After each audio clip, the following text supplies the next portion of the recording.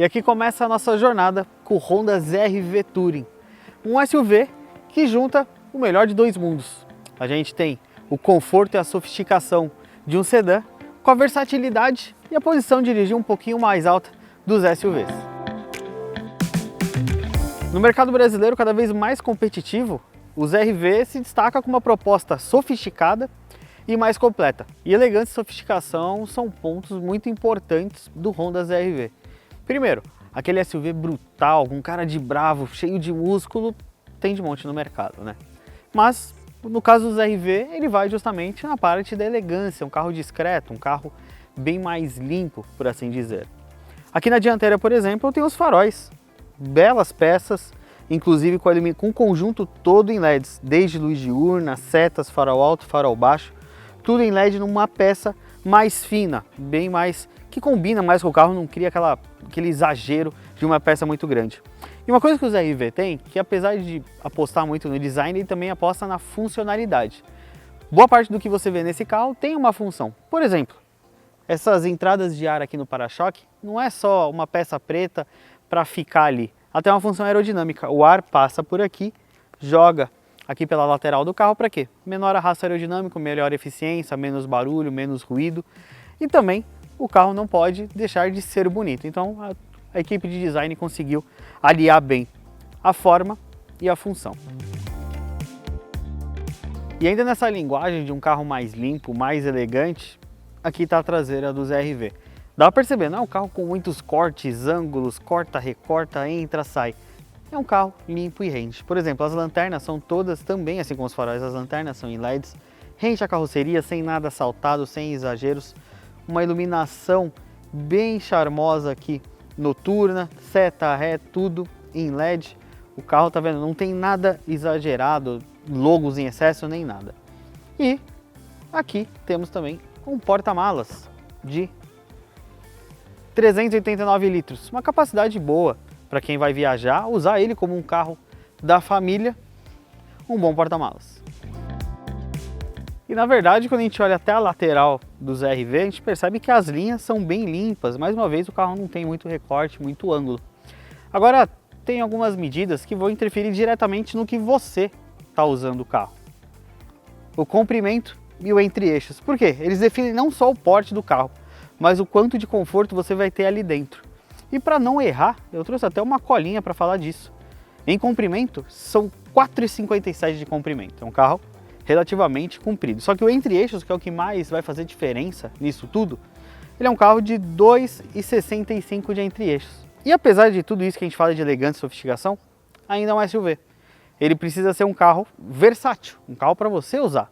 Então é um carro com quase 18 centímetros de altura do solo, ou seja, não precisa se preocupar com lombada, valeta, se o carro vai raspar ou não. Então é uma vantagem. E também ângulo de entrada e saída.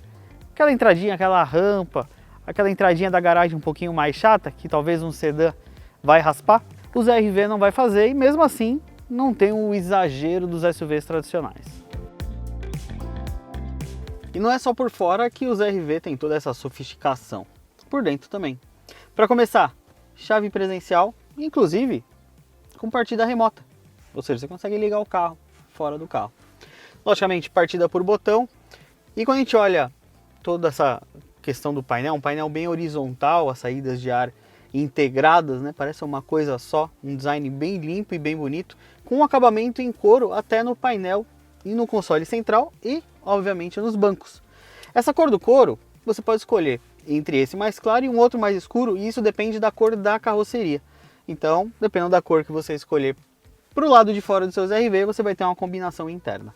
O ZR-V tem também esse console central bem elevado. Ele separa, além da cabine, em duas áreas bem distintas, também dá uma sensação e fácil acesso a diversos equipamentos. Por exemplo, eu tenho aqui um auto-hold, freio de estacionamento eletrônico, um bom apoio de braços com um porta-treco aqui, também com acabamento em couro.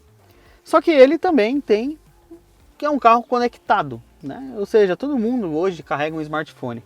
Então, para não ficar sem bateria, temos duas portas USB aqui, uma inclusive estou carregando meu telefone, mais uma porta USB que também recarrega e usa para dados aqui para central multimídia, duas portas USB-C aqui para os passageiros do banco de trás e um carregador por indução. Porque aqui eu tenho uma central multimídia de 9 polegadas com espelhamento Apple CarPlay e Android Auto. E na lista de equipamentos eu ainda tenho também ar-condicionado de 2 zonas, o freio de estacionamento eletrônico, como eu já falei, o banco do motorista tem ajuste elétrico e a vedete do público brasileiro, hoje em dia um carro, dependendo da faixa de preço, não pode estar sem, é o teto solar. E também os RV tem uma grande vantagem, nada disso é opcional, uma versão única, a versão Touring. Quando você chegar na concessionária para conhecer o carro, o acabamento, tudo isso pessoalmente, não tem pegadinha, não tem você vai pagar mais a menos.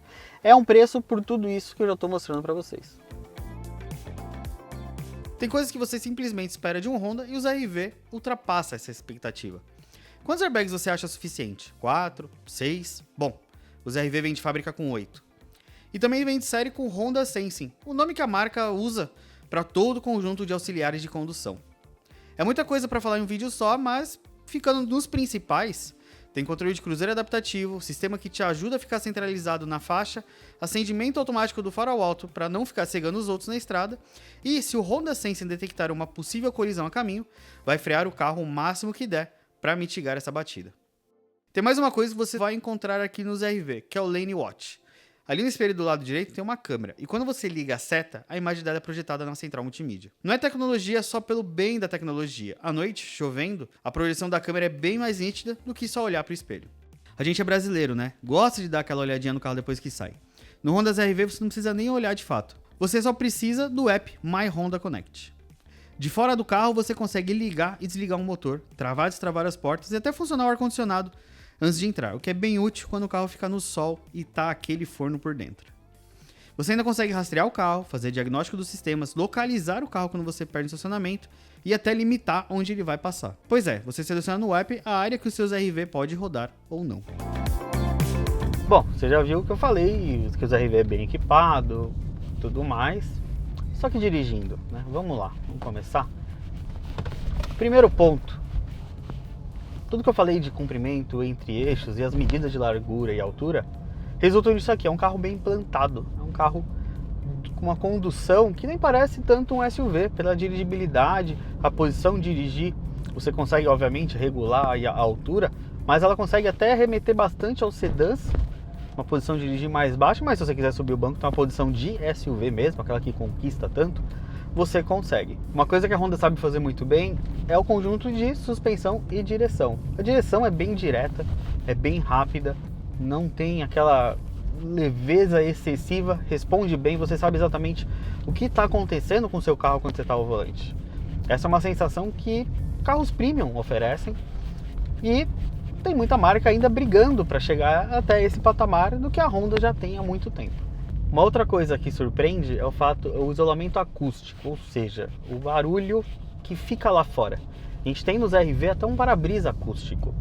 Não tem aquela coisa do barulho de motor que invade muito, vento, barulho da rua mesmo, de rolagem ou de fontes externas, fica bem filtrado. Ou seja, para quem vai viajar, para usar no dia a dia até para viajar, você não precisa gritar, não precisa aumentar a voz para...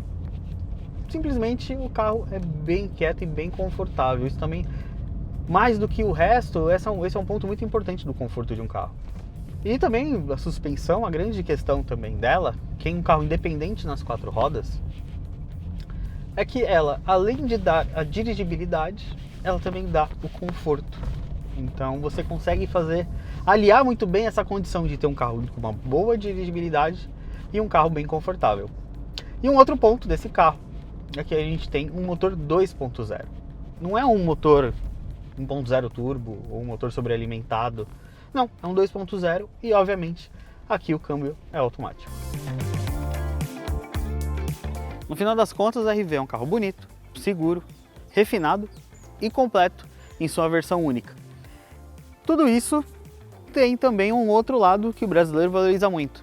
A Honda é uma marca muito conhecida pela valorização na hora da revenda. O carro não vai perder muito dinheiro na hora que você for trocar, quem sabe por um outro carro da Honda.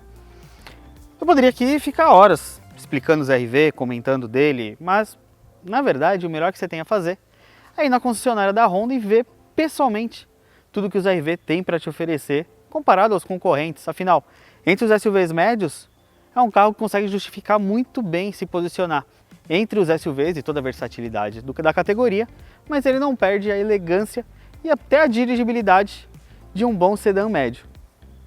Fica a dica, vai até a concessionária, faz um test drive e aposto que você vai levar uns RV para casa.